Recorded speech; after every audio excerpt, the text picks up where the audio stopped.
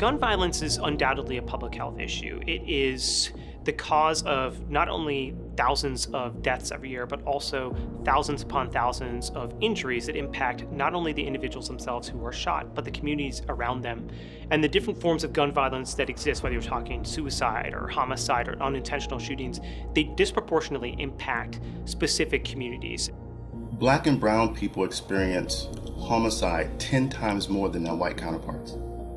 As much as I believe that Black lives matter, and it's become something that we've said so often in the last 2 years, the evidence and the lack of resources put around gun violence in the last 30 years would suggest otherwise.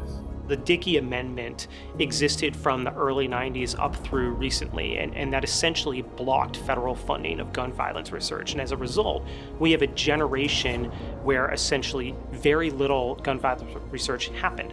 In order to curtail this, and in order to challenge this, in order to improve this, we need to use public health strategies. And public health strategies are strategies that are more than just laws, but it's about marrying laws and about marrying psychological principles and about marrying programs and about bringing together governments and public health leaders and clinicians to fight the violence created by guns in our country.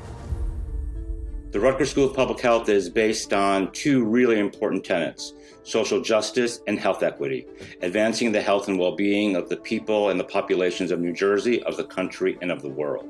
One of the things that sets the New Jersey Gun Violence Research Center apart is that we are one of only a few state-funded gun violence research centers in the country. It shows that we have a local government willing to invest in this issue as a matter of principle. We're driven by the need of data from our organizers on the ground who are saying that we need federal funding, that we need, violence-based interruption programs. And the only way they can advocate for them is with the data. Rutgers Gun Violence Research Center does this perfectly because we go closest to the people who are closest to the problem. Communities are affected by gun violence, and we want to think collectively with them about solutions that can help them support their communities in meaningful ways.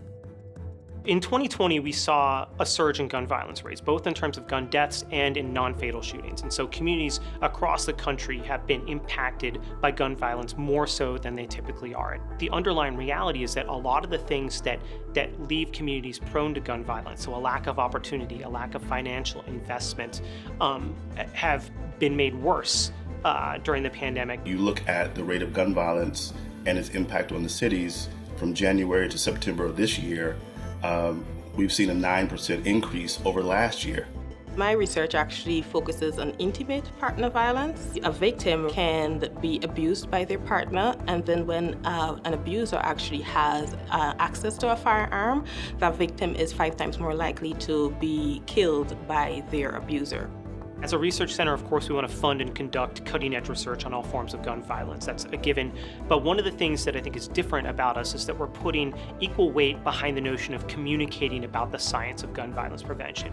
We want to make it our mission to make this information accessible, freely accessible, widely available to the communities most impacted by gun violence. Realistically, I can have all the stats in the world that tell you that firearms are dangerous. Doesn't matter if I don't go out and figure out how I can talk to a firearm owner about storing his gun safely. What the Gun Violence Research Center is composed of is folks like myself, folks who are born and bred in New Jersey, right, who understand the communities that we're advocating in, and first and foremost are going to the people who are closest to the problem because we know they're closest to the solution.